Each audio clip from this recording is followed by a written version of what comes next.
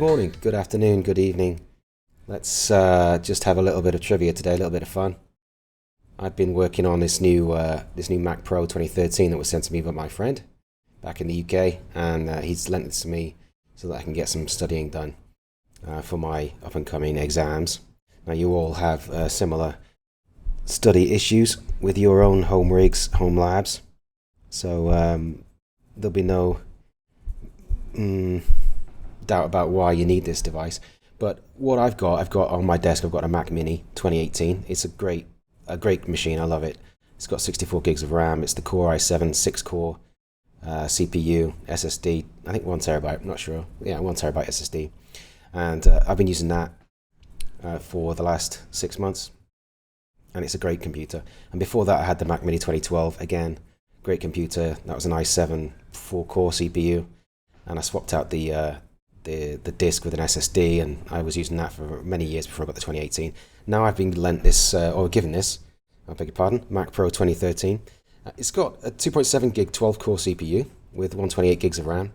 The RAM's slower, the CPU's slower, but I need the RAM to run more virtual instances on this network topology. But I was interested to see how much slower it would be than my 2018 Mac Mini. So yeah, here's some specs. Like I've got 3 labs, and they're identical, absolutely identical, with the exception of the machine that's running the lab. So lab 1, it's the MacPro. As I say, 2013 trash can model, 2.7 gig 12-core Xeon CPU, 128 gigs of RAM, running at 1066 megahertz, and an SSD hard disk. The Mac Mini 2018 is the 6-core i7, 64 gigs of RAM, running at 2667 megahertz, and again an SSD hard disk. And then the last one, the 2012 Mac Mini 4-core i7, 2.3 gigahertz, and my favorite machine. I've had that since the day it came out. So yeah, just for fun really. So 3 labs, exactly the same. Juniper VMX router, Cisco router running. It's a switch, but running in layer 3 mode. And then 2 end devices. PC A is just a VPCS image, and server A is a Docker image, full Docker image. Both of them will pull a DHCP IP address from this guy, and when it's fully running, we'll be able to get a ping response from server A. And then just for completeness, we can jump on PCA and do a ping to google.com just to prove that out. So there's NAT going on DLS1. Other than that, these are documentation IPs from RFC. As you can see, I've put that on the right hand side there for you. And at the top there, good old Sherlock Holmes, ready to help us find our connectivity. Alright, so I've got my phone connected. We're streaming that video content, so I just need to pull up a terminal window and get a ping going to our first node, which is server A. So ping 203.0.113.66. We'll get that running. Oh crap, I must have already started it. Okay, let's do this again. Let's stop all the nodes. So what we really want to do here is just start the nodes and see how quickly they can come online. Alright, so they've gone. Let's just be absolutely clear. We're going to wipe all the nodes so there's no NVRAM sustained. This is the cold boot, pulling the configuration from EVE-NG, so it's instating it from a brand new perspective. Alright, so more actions, and get ready on the stopwatch, and go. Alright, did I click start? I did. Did I click start? I did. Alright, so lab 1, this is the MacPro, 2.7 gig 12-core, 128 gigs of RAM, running in VMware Fusion. Also, by the way, I should mention that VMware Fusion. I'm not sure what version I'm running. Let me just... no, I don't want to affect it too much, so I will do the Fusion thing after, but it's the latest version, 11.5 VMware Fusion Pro. Both the Mac 2018 and the Mac Pro running macOS Catalina, and the Mac 12 is running ESX i. It's quite an old version, 5.5 or 5.7, I can't remember which I installed on it. Not the latest anyway, not that it matters. Yeah, ESX i on the 2012 is running again with EVE-NG Pro, and it's good. it's a good little workhorse. I've had it for, you know, what, 8 years, and it keeps on ticking, so why change it? And that's why I got the 2018 as well, because it's a great little computer. I can have it on my desk, it's not too intrusive, I can take it with me if I need to go somewhere. And the Mac Pro, this 2013 Mac Pro, it was a gift, and I'm very, very grateful for that. So I'm hoping that with the 128 gigs of RAM, I can run more virtual machines and get a proper big lab running on that. But actually, one interesting thing about the VMware Fusion, while I'm talking, if anyone's interested in running their labs in VMware Fusion, you should be aware that there's a limit on the number of processors and RAM that you can run on each virtual machine. The limit seems to be 18.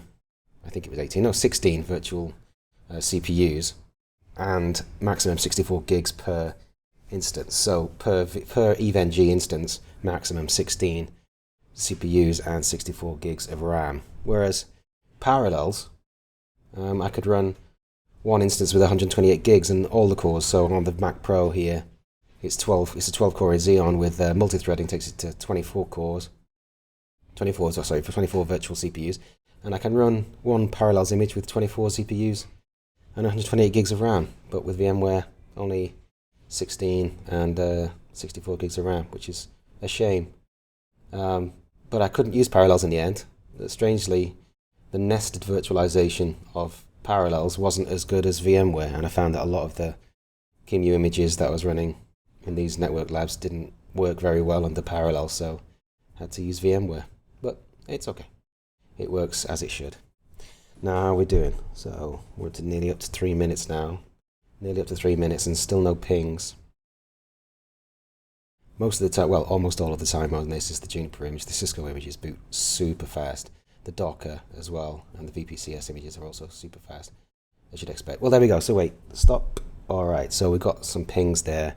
So I'm going to guess 3 minutes, 3 seconds, 3 minutes, 4 seconds, something like that, before we start getting the pings. All right, so that's the Mac Pro. Let's close that and cancel that. I guess I don't need to stop the... Oh, we were going to test the PC, weren't we? Let's do the PC, just to prove out that we've got what we say we've got. Ping google.com. There we go. All right. Well, the DNS server is, again, the DLS1. It's running as a DNS server, as cache as well. All good there. All right. Mac 2018, Mac Mini 2018. All the images are stopped this time. I didn't mess that up. Let me just wipe all the nodes. And then we'll do a ping to 130, which is server A. And we'll start the images. No, oh, hang on, wait. I need to start the stopwatch. Wait. Hold your horses. Stop all nodes. Let's stop them again. All right, get ready on the stopwatch this time. Let me just wipe the nodes there just in case anything happened. Wipe the nodes. All right, more action. Start on nodes. Get ready. On 3, 2, 1, go. Here we go. So this is the Mac Mini 2018. i7, 6-core, 64 gigs of RAM. And remember, on the Mac Pro, even though it's got 128 gigs per on the machine, sorry, I'm running only 64 gigs per VM. And what I did, just to be sure there was no memory pressure from the operating system, not that we're running enough nodes. We're not running enough nodes. Honestly speaking, we're not. But if there was any memory pressure, I wanted to make sure that it wasn't going to impact what we were doing today. So each virtual machine on the Mac Pro, on the Mac 2018, have got 60 gigs of RAM. The Mac 2012 has only been allocated, I think 12 or 13 out of the 16 gigs. So there's no reason why the operating system is getting starved for resources. So yeah, Mac Mini 2018, great computer. Love running stuff on this one. And until I got the Mac Pro, this was my workhorse. So all the software, all the applications that I needed, all the training that I was doing, all my books are on here, all my applications are on here, and I run all my simulations on here up until the Mac Pro. So it'll be good to offload some of the work.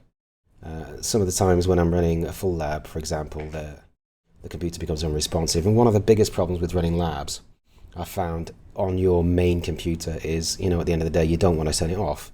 You want to leave it running, you want to walk away, you want to come back to it tomorrow. But you can't do that because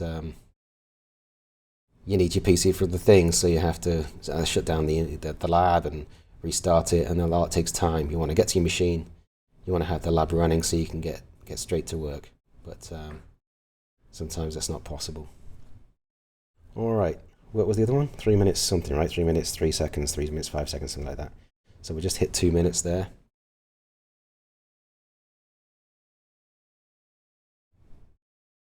Still nothing back yet on the server A ping.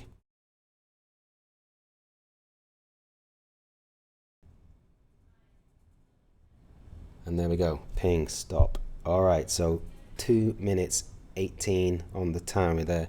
Probably a little bit less, maybe 2 minutes 17, something like that, to get the lab up and running. So that's much faster, much faster. Alright, let's just get on the PCA, do a ping to the google.com that we did before, just to prove that we've got internet reachability on this thing. Not for any reason, just for completeness. Alright, let's stop all the nodes. Let's close the ping out. Is that one still running? Let's stop all the nodes on that.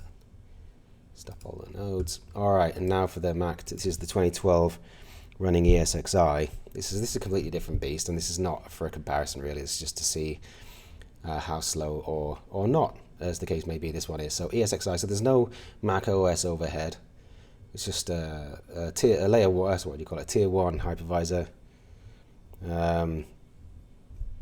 And we're gonna run the same procedure, wipe all the nodes, and then get ready on the stopwatch. 3, 2, 1. Oh wait, let me get the ping going. Where are we now? Ping 203 0113 194. All right, and get ready on start on nodes. And 3, 2, 1, go. Okay, well, I'm not expecting the world on this one. I did run a simulation just to make sure that everything works, and it does, but I've not really done the side by side. Amazing how fast that Mac Mini 2018 was compared to the Mac Pro. I didn't expect it to be so obvious. But then again, the CPU is a 2.6 gig. 2.7 gig, and against 3.2, so it's not a huge difference, is it? I mean, not really. 3.2 gigahertz, 2.7 gigahertz, so half a gigahertz difference. A minute difference in the timer. Much wider gap than I expected. Well, so this would be fun to see. 2.3 gigahertz on this one. So again, a similar gap for 400 megahertz between this one and the Mac Pro, and then 500 megahertz between the Mac Pro and the Mac Mini. All right, where are we now? 1 minute, coming up to 1 minute and 15. I don't know about you, but I'm waiting for the new Cisco Viral Modeling Labs platform to come out in May. I was a subscriber to the Viral for years, and like you, every time I tried to run it, it would bomb out and I'd have to reinstall it. There were so many issues with that. I actually stopped using it because I was getting nowhere with it, and I would have loved to have used it. I mean, at the end of the day, you want to use the product that your vendor has created for you to learn on, and ultimately it doesn't work very well. I'm doing a lot of packet tracer now, actually, interestingly enough, and that's not particularly stable, but is so feature rich for an emulator or a simulator. I think you should call it a simulator, really.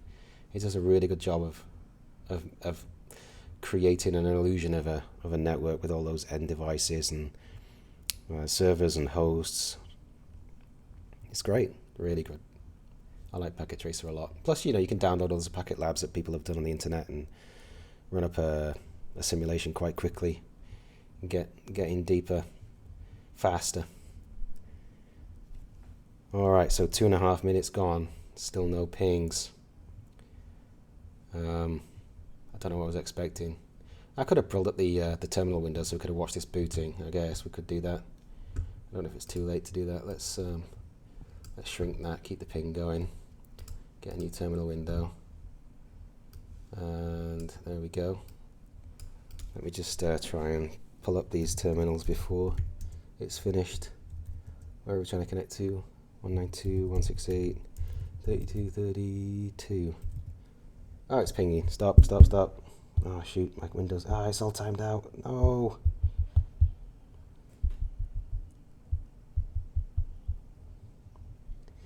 Let me stop that. But look, what did we get there?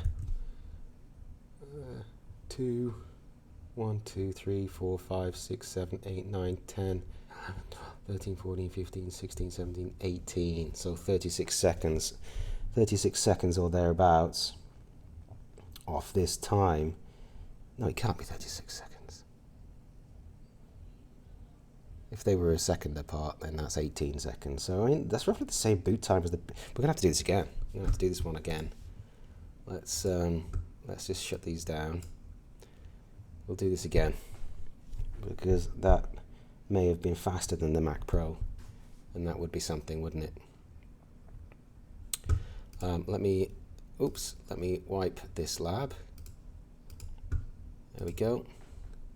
We'll get the ping going again. Oops. The ping going again. Reset the timer on that. And we've already wiped the thing, so here we go in 3, 2, 1, go.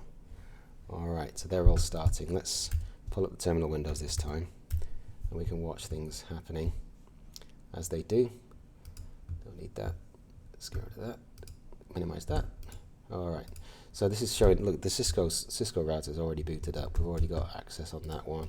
And the virtual PC is also ready to go. So this time is all about the Juniper router. So we're just waiting for this guy to boot and start work. And funnily enough, I'm only running the VMX version 14 without the attached forwarding plane because I don't know, I cannot get it to work. It's a funny old thing. I mean, the actual platform works, but booting it and getting the startup config to work is proving to be a real challenge under EVE-NG. Not sure why.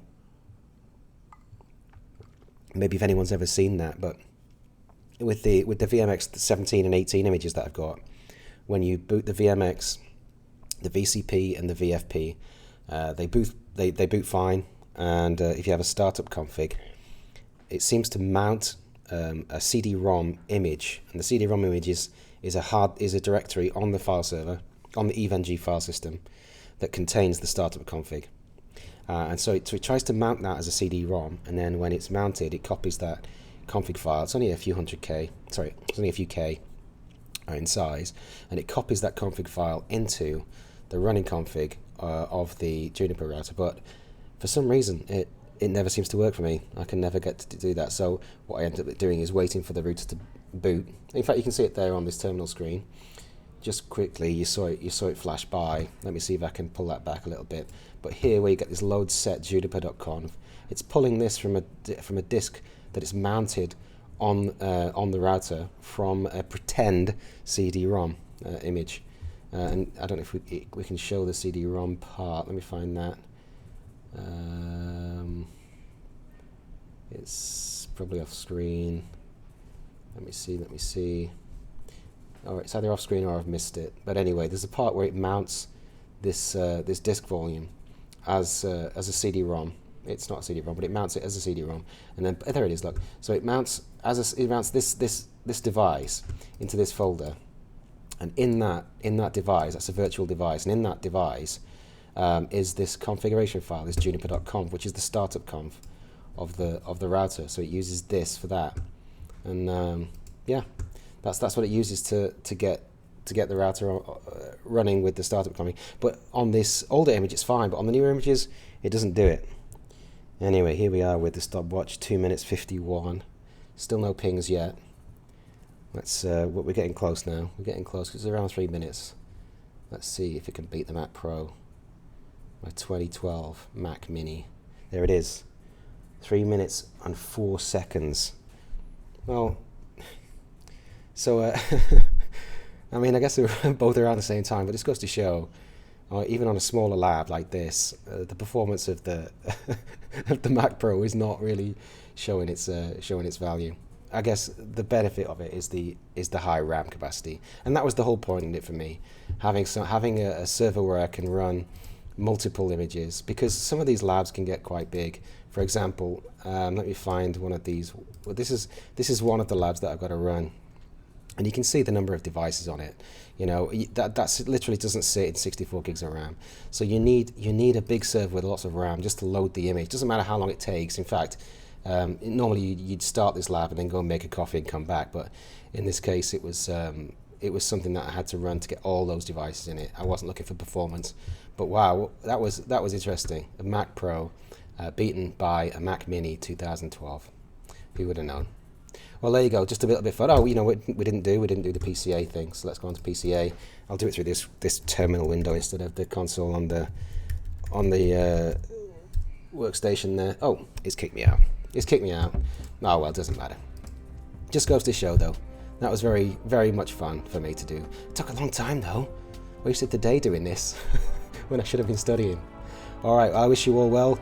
I hope you're all keeping safe out of the way at this time. But good luck with your studies, and speak to you soon.